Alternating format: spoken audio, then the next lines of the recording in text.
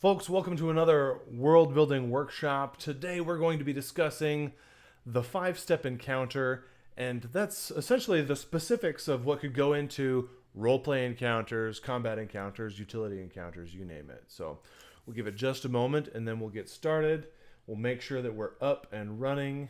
As always, as we start on the YouTubes, we got to make sure that we're good to go.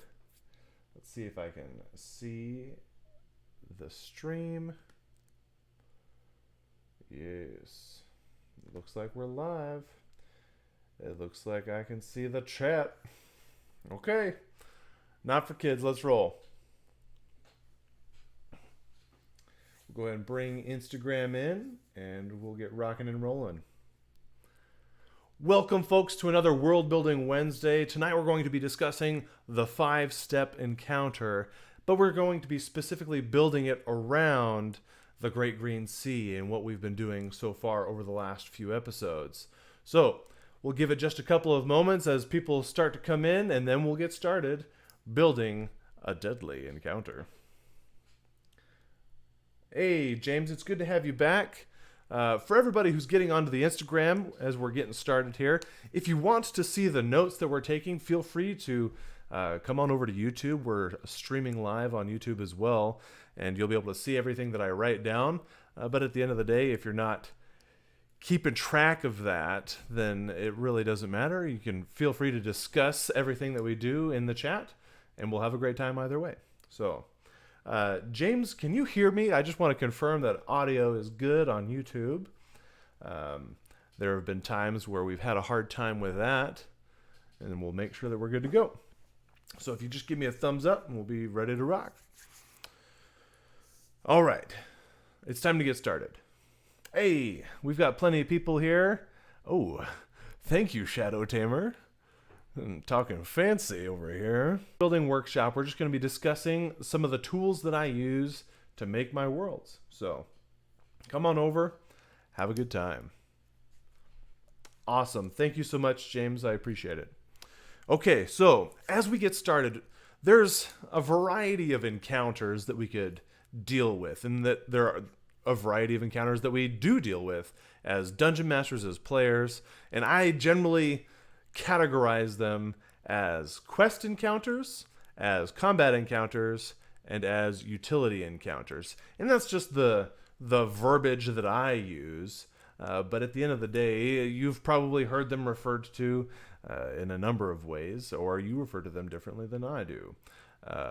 But to break it down, a quest encounter is what I would generally call a roleplay encounter or a social encounter. These are the moments where your players are talking to probably an NPC or talking to each other, right? And the reason I call them quest encounters is because this is often where they receive the information that hooks them into other things, that pulls them into the quests. And then, of course, inevitably, we have combat encounters.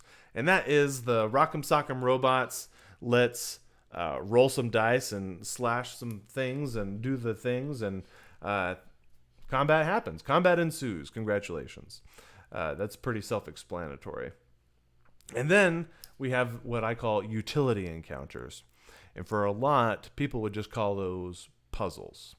But I think that there's a lot more to it, because if we're doing it right, I say doing it right? However it works is what works for you. This is what works for me.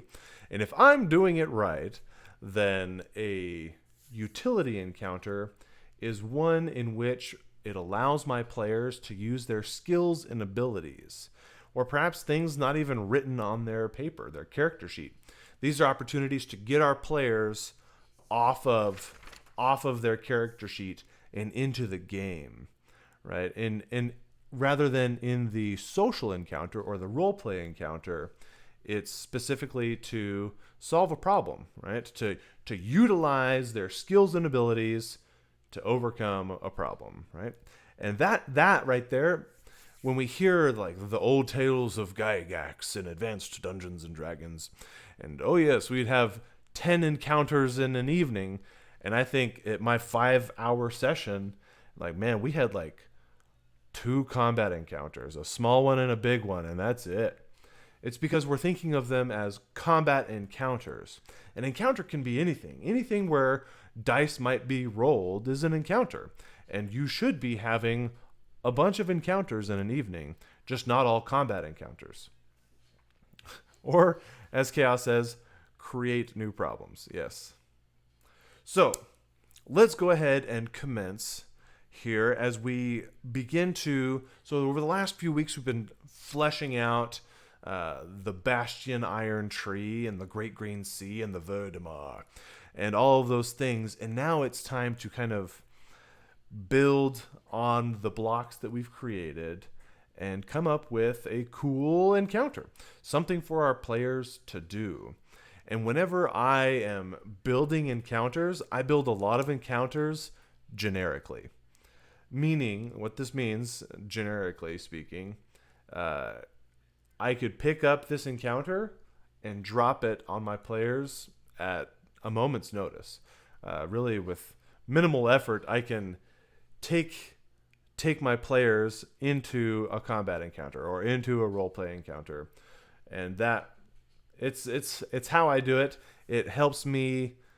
That is a part of my preparing to improv. As Chaos says, modular. It's very modular.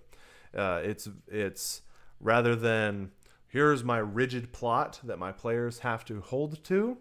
It's, hey, I have some things prepared that would be cool, and my players will inevitably take me wherever the wind blows them with a cool quest encounter, and then I can drop my modular stuff onto them so that it fleshes up the evening and it feels like a full 5-hour session sort of thing.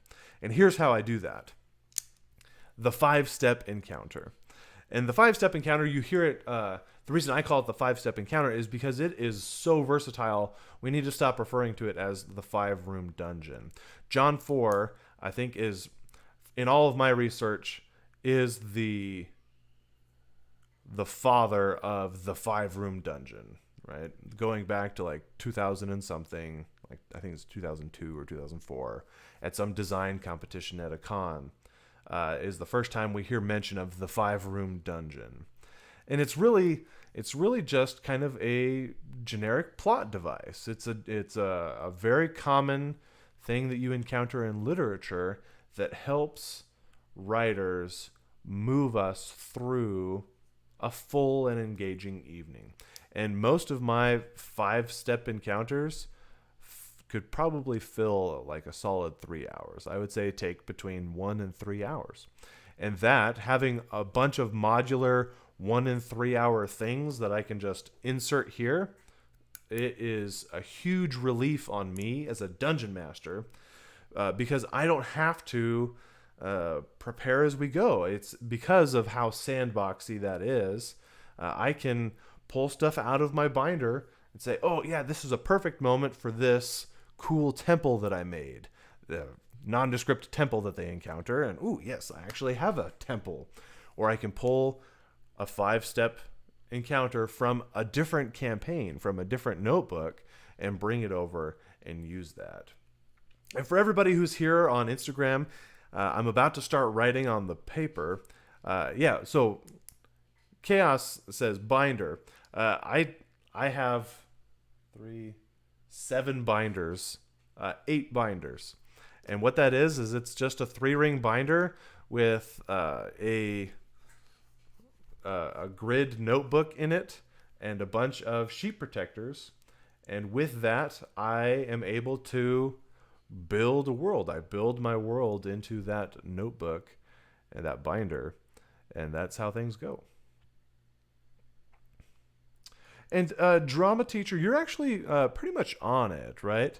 And that, I think, we'll discuss a little bit because I bring in what I call my 3-2-1 method here.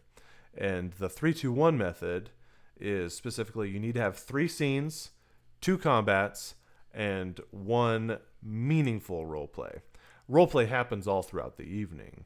But if we have a meaningful roleplay, that means probably our quest giver, right? Go on this quest. Excellent. You've got our quest giver, a meaningful roleplay. or in one of those utility encounters where our players are able to make important decisions together. That's another great opportunity for meaningful role play. Because you should be role playing all night, and you encounter NPCs throughout the evening, and you have villainous banter with the whomever you're fighting. But that meaningful role play, and we can have more. We can swap those. We can switch those around and have 2 role play encounters in one big combat. Doesn't matter. It's a general structure for us to follow that helps us think about it. Because if you know this, if you know the 5-step encounter and you know the 3-2-1 method, you can literally just wing it. You can literally just pull it out of nowhere and have a well-structured, enjoyable evening with your players, regardless of where they take you. So let's talk about that. Isn't that Good Mythical Morning, right? Rhett and Link. Let's talk about that, right? Sorry, guys. I'm sure that's... So, the 5-step encounter. It leads with a guardian. Let's make sure I'm actually in the thing. A guardian or an entrance. And this is... I'm going to use my example that I use every single time because so many people know it. The guardian or the entrance. This is... If we think of Harry Potter and the Order of the Phoenix, or is it the Half-Blood Prince? Half-Blood Prince, the Emerald Cave. And getting to the Emerald Cave, they had to swim through the ocean in rough seas to this cave out of the way, right? Perfect. Next, we have the puzzle, or the role play. And this could be like a utility encounter. That would kind of fit into this category here.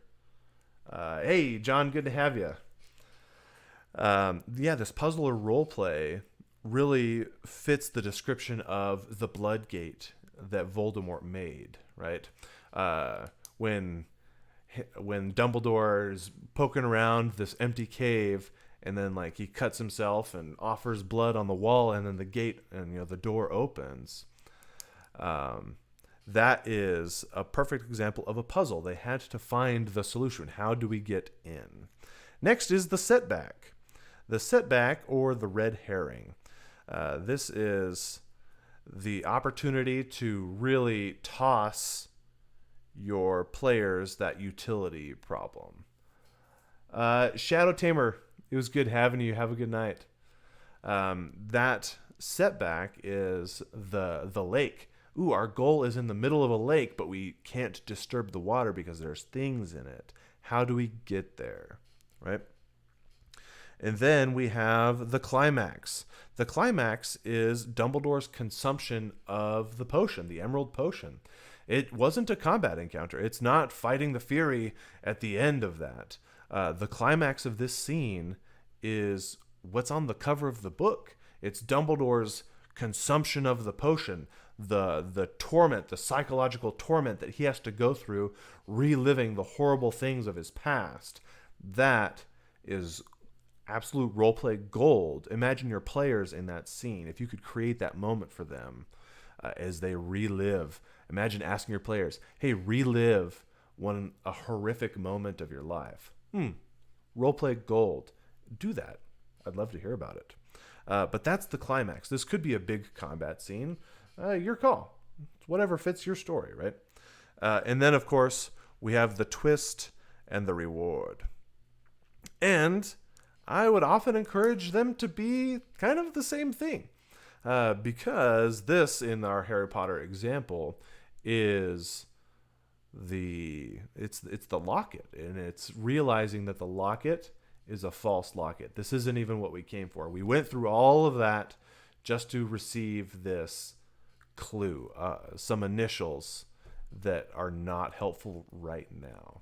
And that is the 5-step encounter. We can take this format and plug it into whatever we need. We could plug that into a social encounter. Had a really great experience. I was presenting at Kubla Khan in San Francisco, And we made a really great 5-step encounter based around an auction, getting into an auction and performing a heist. How do we get in? Okay, the puzzle. How do we get the item without setting off the alarms? The setback. The item that we've got isn't the item at all. There's another party here, a rival party that has already stolen it. The climax. Now they're fighting with this rival party in the alley, and nobody has their armor, nobody has their weapons because they're all tuxedoed out for this party, right?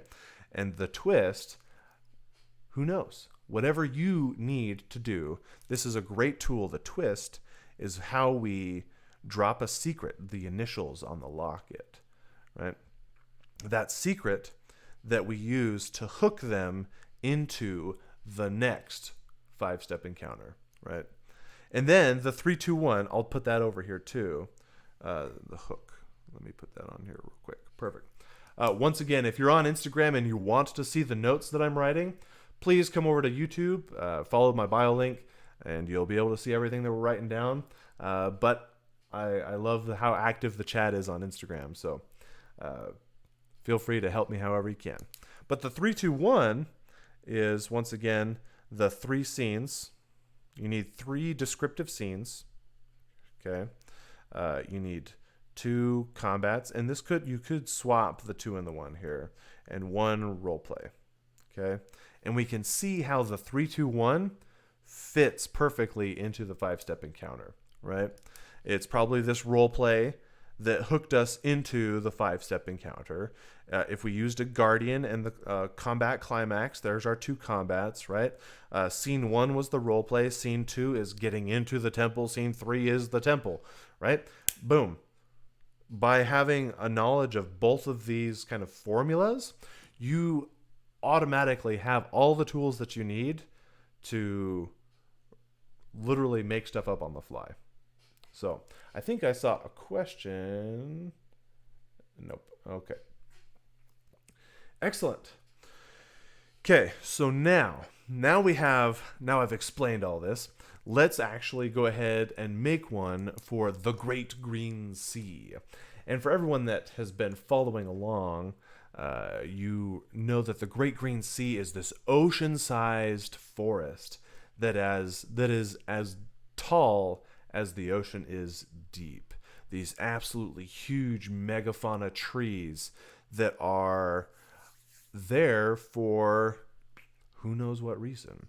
But having a good encounter like this ready is going to be a lot of fun. So I actually came up with kind of the bad guy, if you will, for this encounter, but I would love some help from you. I already have some things written down just in case y'all aren't feeling very helpful today, and that's okay.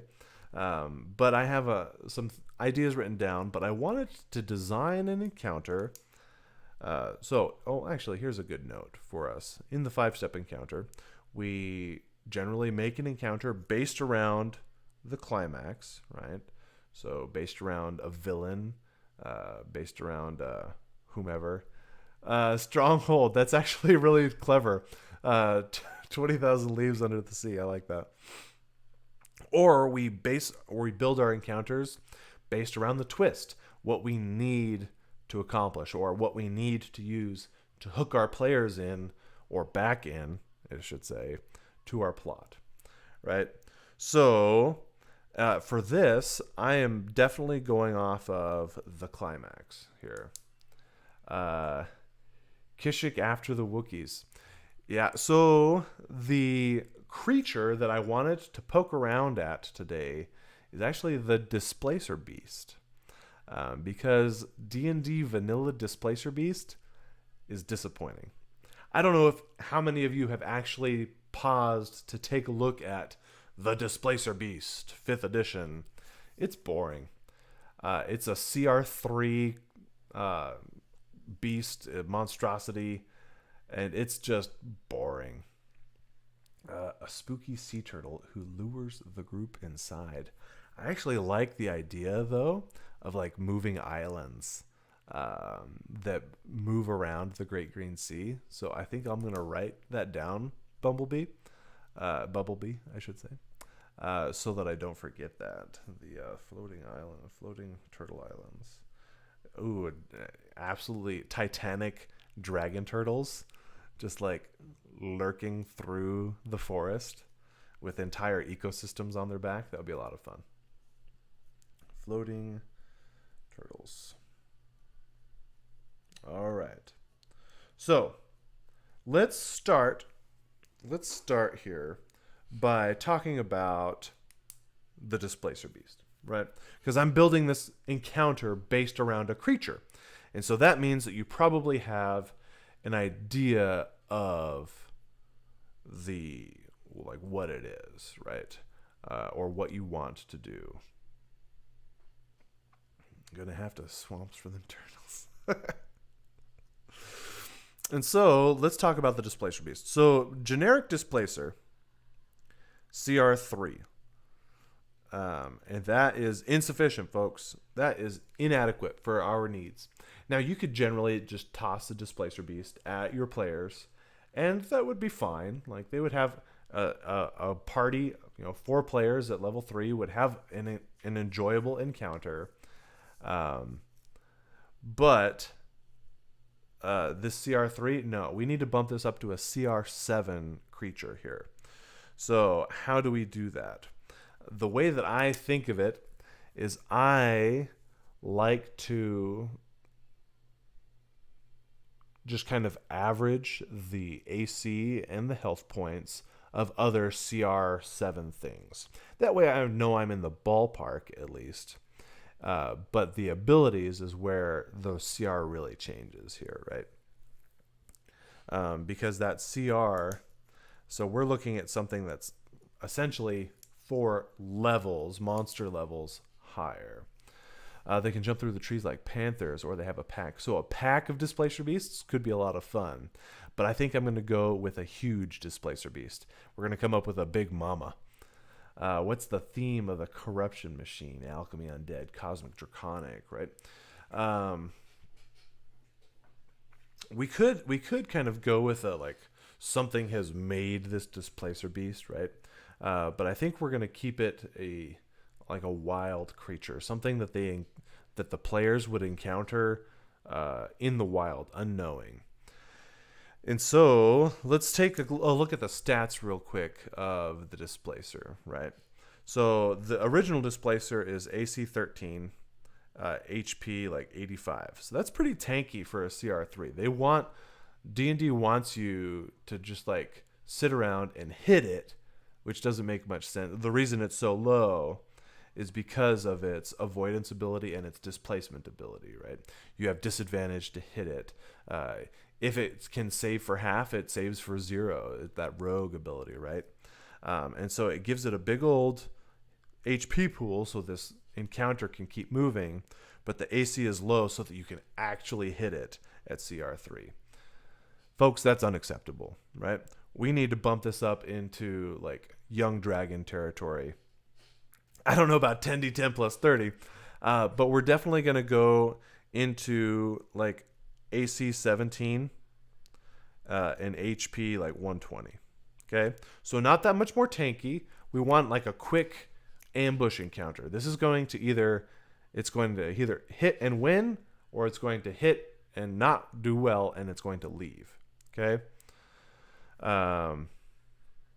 is that what that math came out to, Stronghold? Nice. Good job. I guess we were in the ballpark, right? 120, 130, what is it? Solid. I love that. Hey, good to see you, red hair. So yeah, I guess just by the nature of that ballparking, good work. Go team. And then definitely we've got the speed 40. Here's the crazy thing. Displacer Beasts don't have a climb speed. Since when did that make sense? It literally has 6 legs and it's a cat. Have you ever seen a cat? Those things climb literally whatever the heck they want. And they've got 4 legs, right? So it's definitely going to have a climb speed equal to its movement speed. I would even be tempted to... so Red Hair, we're working on coming up with an encounter for the Great Green Sea, right? So we're talking about Displacer Beasts. Yeah, a beefy Displacer Homebrew. Thanks, Chaos. And so we're beefing up the Displacer so that we can have a little fun in the Great Green Sea. So claw and bite attacks. I would say yes. So drama mentions he always feels like it should have had a claw and bite attack, right? It's literally a panther with tentacles. That's what it is, and an illusion ability. But it's all of its combat, its heavy combat is based on these tentacles. Strength-based combat based on these tentacles. Why? I've seen a couple of good builds with like a claw and then like a bonus claw if you're like right on top of each other sort of thing. And even then, I'm kind of meh about it because we could come up with cooler stuff than that. Right. So, card in the 3, I understand that. This thing's got 6 legs. There's 6 legs and tentacles. There's absolutely no reason this thing can't be moving up trees. So, this thing is huge. Huge. Right? It's absolutely huge. The original Displacer Beast is large. It's a big cat. But our huge Displacer Beast is, I kind of like this idea of a maul ability. Bumblebee, you're getting lost in there. There you are. The creature could trap them inside, and inside of its body, it's super strong. Ooh, for that corrupted ent. That could be fun. Oh, are you talking about your dragon turtle? Yeah. Ooh, interesting. Okay. I'd give it the ability to displace a target into an isolated dimension. So kind of a banishing smite ability could be cool there. I like that. And attacks with 4 quick attacks. Yeah, so kind of a monkish flurry of blows real quick. But here's... so another thing that we have to think of, at CR3, it has 2 attacks. We're going to bump that up because we're CR7 now. We're going to bump that up to 3 attacks. Okay? And so our tentacles, the tentacles before, I think, are like 1d6 bludgeoning, 1d6 piercing, plus 4. Give it an echo. Long lost boss of a pet. Some paint job that gives it a backstory. That could be fun. Ooh, an echo. Like an Echo Knight. Echo. Ooh, so its illusion can act. Ooh, I really like that. Chaos. Gold. That is cool. Right? No longer is the Displacer Beast illusion just an illusion. The Displacer Beast illusion is a tangible thing. It can actually create a shadow of itself. That's fun, and that will be fun to play with. But yeah, the tentacles before are 2d6, and I say we could probably leave it there.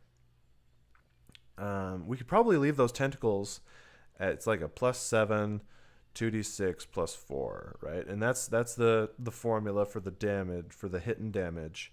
But I would put on top of that, we have to remember this is an ambush predator.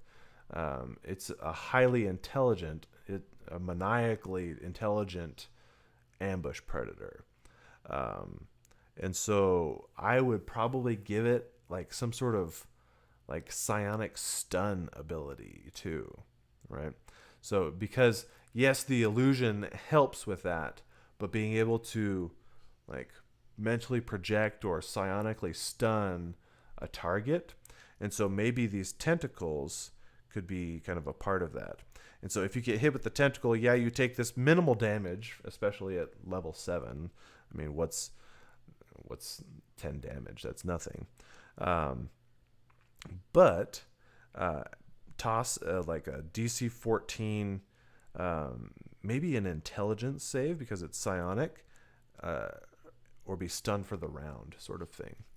And what that will do is I love to stack abilities or chain abilities. And what I mean by that, this chain abilities is it's how I control the flow of the combat, meaning give it an ability that helps to restrain, right, or grapple. That way it has a disadvantage on dexterity saves. And then you need to have an ability that makes it make dexterity saves. That way you're actually utilizing the whole point of that skill, the whole point of that ability. And so, because we have this thing performing a stun, right, or a restrain, or you can nerf that however you guys want. But because we have this stunning ability, I think that we could have a really cool, because it's an ambush predator, so it will lead with this. It leads with these tentacles in an attempt to get a stun out. It gets 3 attacks, so it'll attack multiple people, and then for the next round, and then it will harvest that stun, kind of that mental energy, kind of pull that. Ooh. All right, we've got a whole lot going on in the chat. I got to catch up. Geographical loop with illusions, so that leaving its hunting area bring you back to its area. Oh, that would be so fun. With echo scratch marks. Ooh, very cool. Yeah.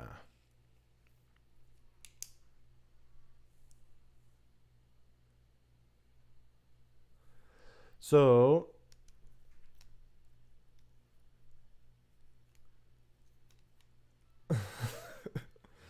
having run a Displaced Beast on YouTube, Displaced Beast encounter against a monk that loves stun, I'd say maybe throw a legendary resistance in there. Right. Oh yeah, and this is definitely going to be kind of it's CR7, right? So we're talking mini boss level here, okay? You're approaching the end of tier 2. You're right there in the middle. This could make a really good tier 1 boss for a big party, like a big party of level 5s would be a great boss for them, or a great really intense encounter. Perfect. Red Hair, I'm glad you're on here.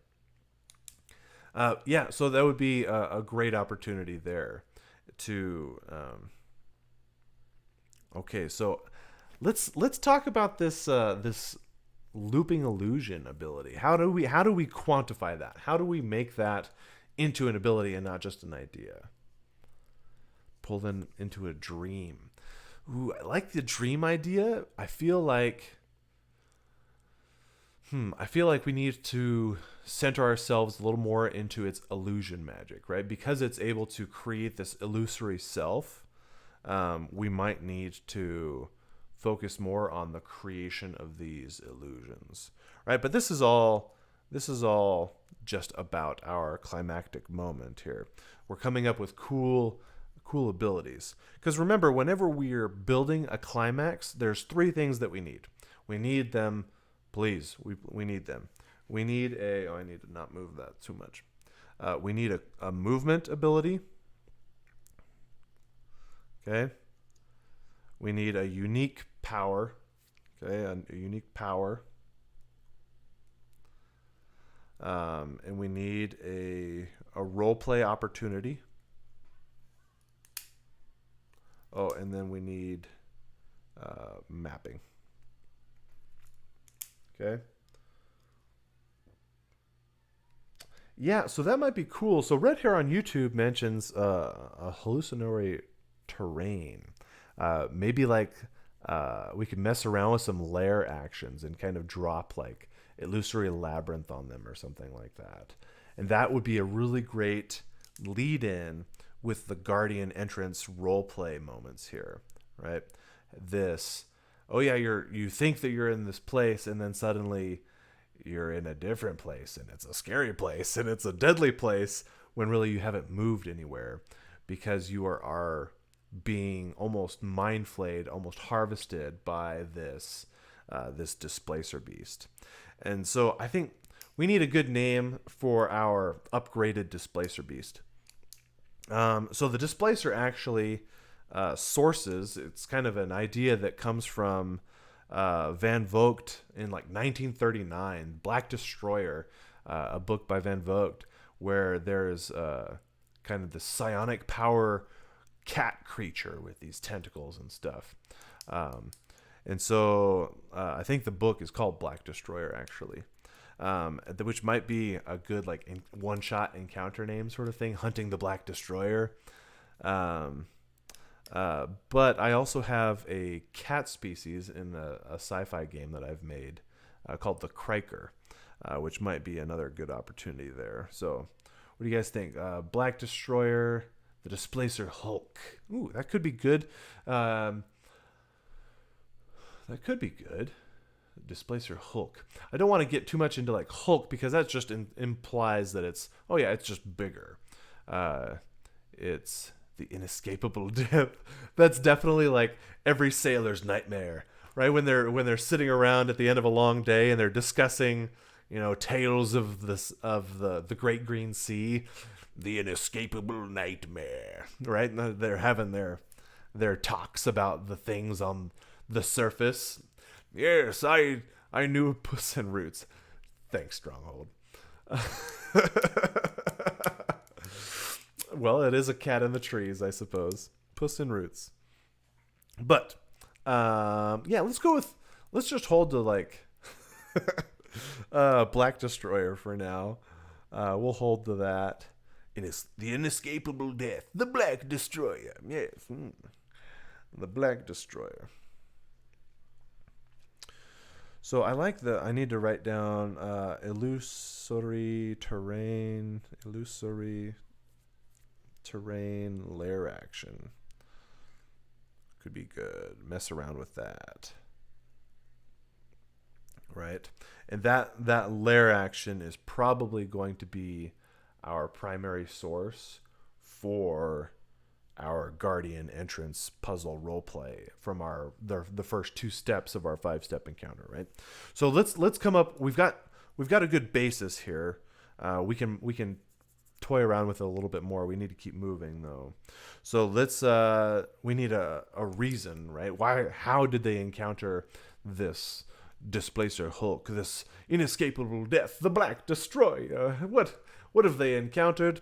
And I think investigating an airship crash.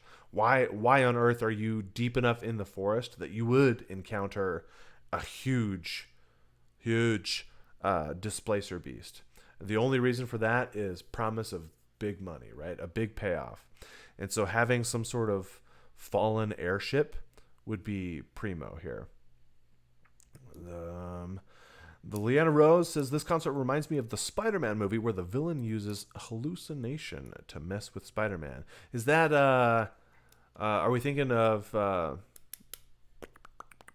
the illusion with the little drones, right? The newer ones. Not No Way Home. Maybe No Way Home. I don't know. I don't know the Spider-Man ones very well. There's so many Spider-Mans across my lifespan here. Mysterio, that's it, Chaos. Maybe some they have to destroy before they're able to defeat the Displacer. Ooh, so okay, let's mess around with like so first off, our Guardian or entrance, why has this not been discovered yet? The reason for that, so our room 1 here, the reason for that is simply remote location. And what if we kind of pull a little Jurassic Park and we put like the airship crash in the branches of a megafauna tree? So this Displacer Beast has set up its den in the ruins of this old ship in the branches of a tree. And so that is our Guardian, our entrance. How do we get to this location? How do we find it? Ooh, it's down in the canopy. Okay, we're going to take ropes down. Ooh, we could mess around with a little bit of maybe a balance. If you have if you have too many players, force the players to split.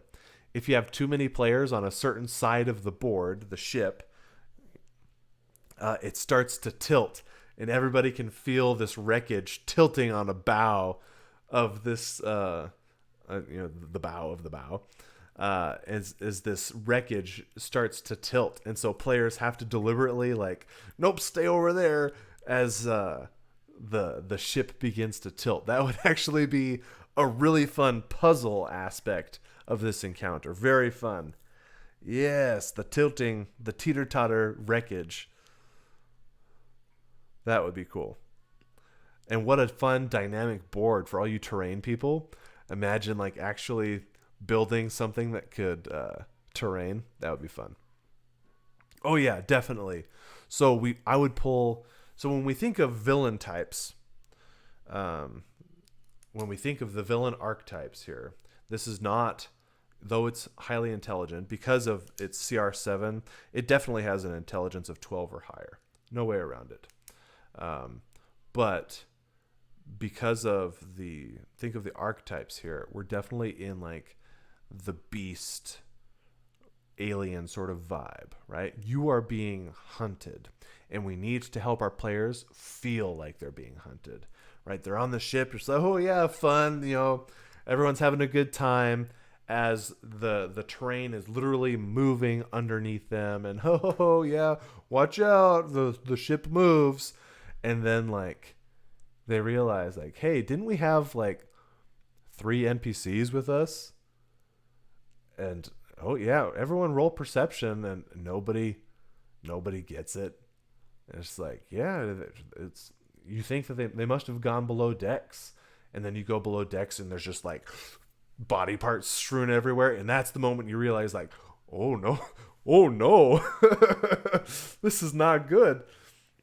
Oh, Frigid Mace, thanks for responding.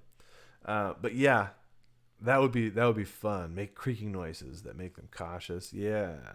So the teeter-totter wreckage would be a great room 1, room 2 combo there. Hope I'm smearing my ink again. The setback. Okay, so here's where we kind of get into like, all right, what's the setback? What's the red herring here? Leanna says, what if the combat causes the wreckage to break more so that the wings break off at more than one character stands in that space? That actually, I think, might be our optimal setback. So that is because the creature knows. Hey Dan, it's good to have you, man. The creature knows, right? The Black Destroyer, the Kreiker. I'm just going to call it the Kreiker because it's less syllables. The Kreiker knows, and it is going to be a deliberate and intelligent hunter. And so it will deliberately maneuver people into positions where it will use the terrain to its advantage. Imagine with the use. Ooh, done. We're going to give the Kreiker spider climb. So not only does it have a climb speed, it has spider climb, because in addition to its 6 legs that it has those tentacles too. So it's able to like grasp to the bottom of things. And so imagine just this jaguar climbing underneath the vessel. What a great picture you have as your players are cautiously atop the top of this wreckage, and just a tentacle just comes up over the edge and like pulls them off, and they have no idea what it is because they haven't even seen it yet. And then they fight an illusory version of it, and someone else gets another tentacle from behind and gets thrown off of the ship. Guys, this stuff writes itself. So that is a great setback. The terrain disparity, the terrain falling apart here. So excuse me while I write for a moment, because I need to write this down, otherwise I'll forget. So room 3, yes, the terrain falling apart. And then, of course, the climax. This is an intelligent creature. It's not going to fight inside the ship, because it knows that is where it's most easily cornered, right? Because in combination with its illusory self and everything, it can't be seen unless that is disrupted. It's difficult. You always have disadvantage as long as that illusory self is there. And so it is going to do everything in its power to keep that fight outside of the wreckage. And I think helping your players somehow realize that, they'll automatically flee inside the wreckage, right? And here's a great combo to the setback. That would be a moment where, what if the creature, like, deliberately, like, you can feel as the ship starts rocking because it's deliberately trying to get this wreckage to just fall off the tree. Oh, I'll just kill you all in one swipe if you're gonna sit in this can. Like, here you go. Just like push them off the tree. Chaos says, my wizard just trying to read manga and lie about the credibility of his knowledge. Insert generic death sounds from the beginning of the Return of the Jedi. Yeah, the Wilhelm scream. Secret tunnels and shortcuts through the ship, so it can almost misty step from one side to the other. It starts darting around more as it gets more wounded. And that's definitely an important... It's Jaws in the wood. Yeah, exactly. That is an important aspect of the movement. So I would say, as long as it's outside, as long as the encounter is on the deck of this wreckage, it has free movement. It can go from one side of the vessel to the other, underneath the vessel. Don't count movement for this thing. It just gets there. It has the combination of whatever shortcuts, knowledge, things. You can't ever be certain of where its actual location is. It just gets where it needs to go. So that would be a really interesting movement ability for this thing. It just has free movement. The power here, this thing's chock full of unique powers. I think with the illusory self and the messing around with some of the psionic stun abilities that we're playing with, the illusory terrain here, you get onto the deck of the ship and then suddenly it feels like you are on... Ooh, it needs a tell. That's actually a good point, Chaos. We don't want this to be too intense. We need some sort of tell. So perhaps after a certain amount of time, they could realize, oh, hey, the illusory self doesn't have certain markings or something like that. So in general, Stronghold, anything on the surface of the Great Green Sea, the Vertimar is not a friendly place. And so any time on the surface is not okay for most people. So they are definitely motivated to not go to the surface, especially when the wreckage is in like a tree 500 feet in the air. Falling from the tree is not a happy thing. So Frigid asks a good question. On the basic displacer, the range is 10 feet. Because this thing's huge, it just needs a 15-foot range, period. There's no reason not to have it. And so those tentacles will definitely have a 15-foot range. Bumblebee. Any people who go overboard try to find wreckage to settle on the creature and drag the survivors under. Yes. Yes.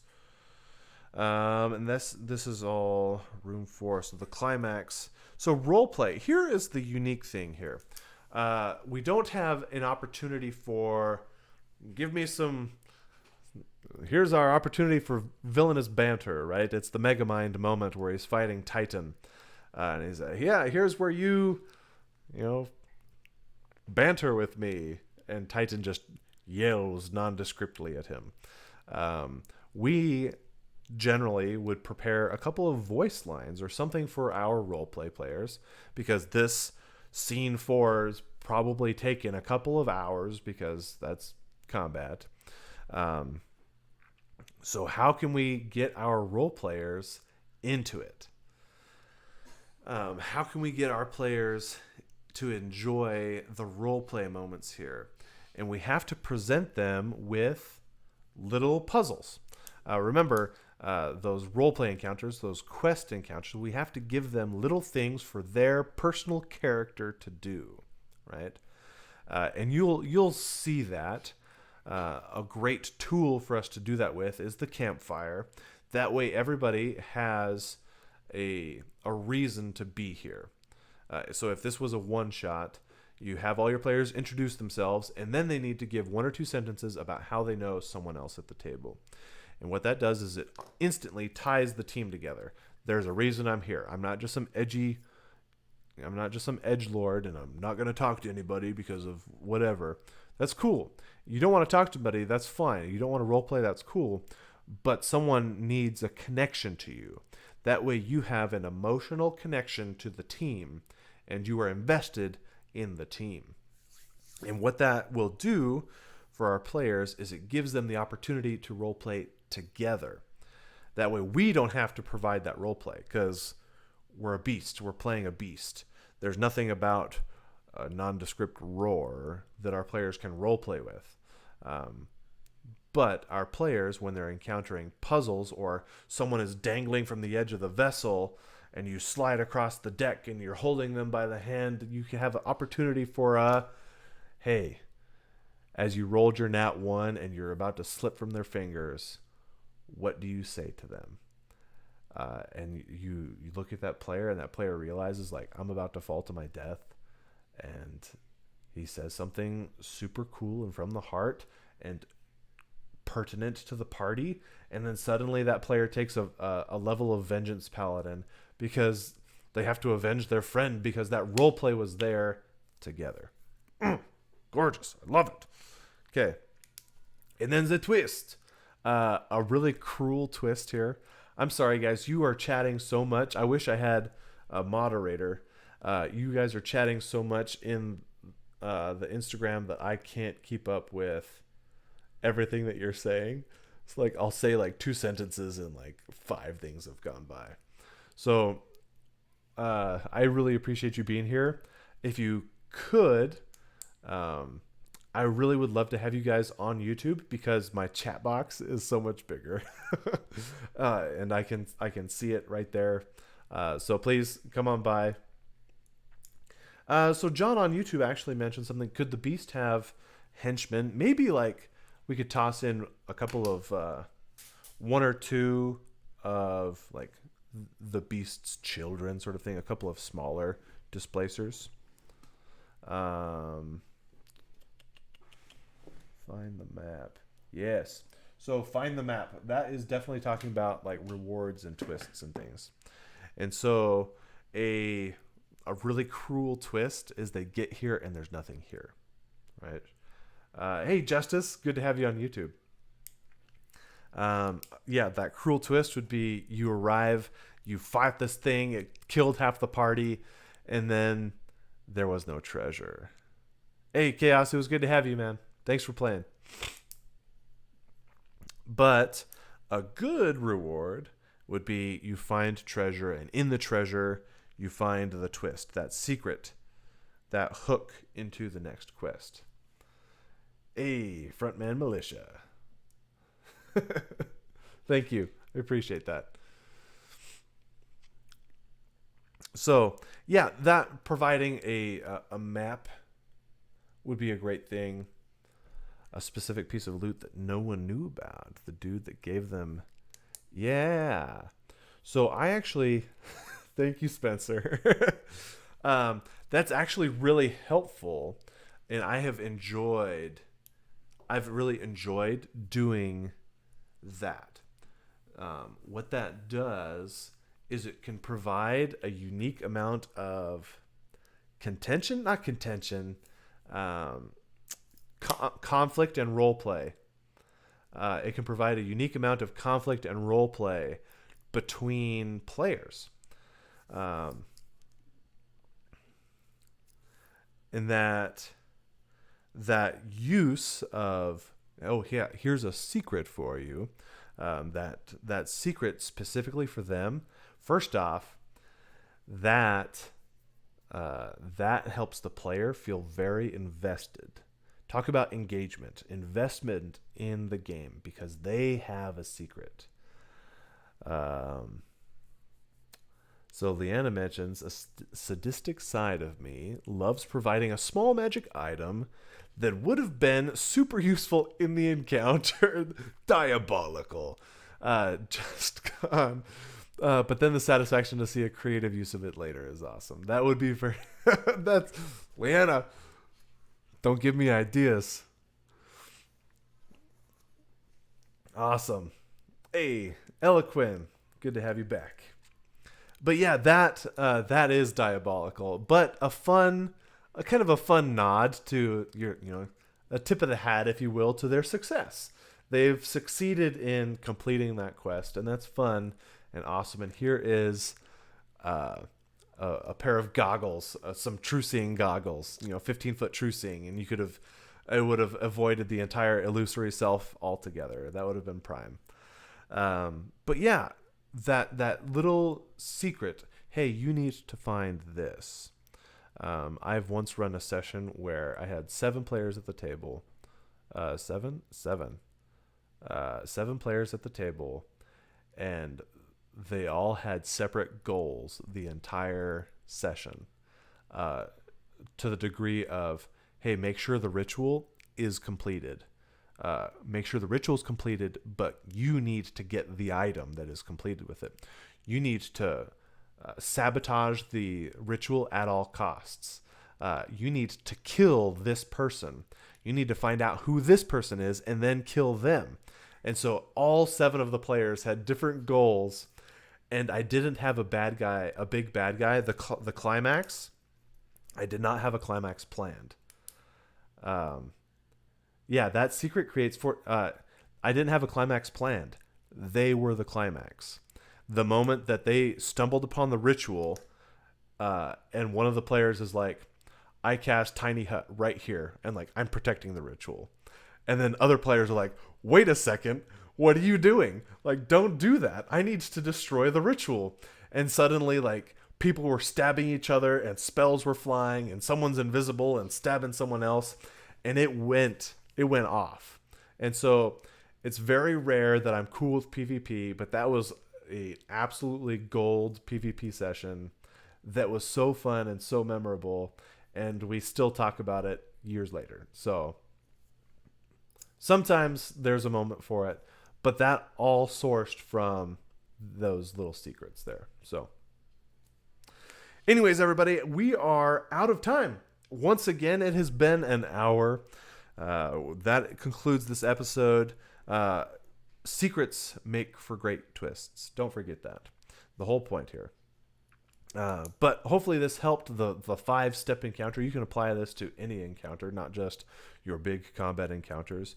But see how easily, in just a few moments, a lot of me chit-chatting, we were able to come up with a unique and entertaining encounter for players, and we can drop that on them whenever we need to. Whenever we need them to, or randomly they discover ruins in the forest. And awesome, there's a problem with that.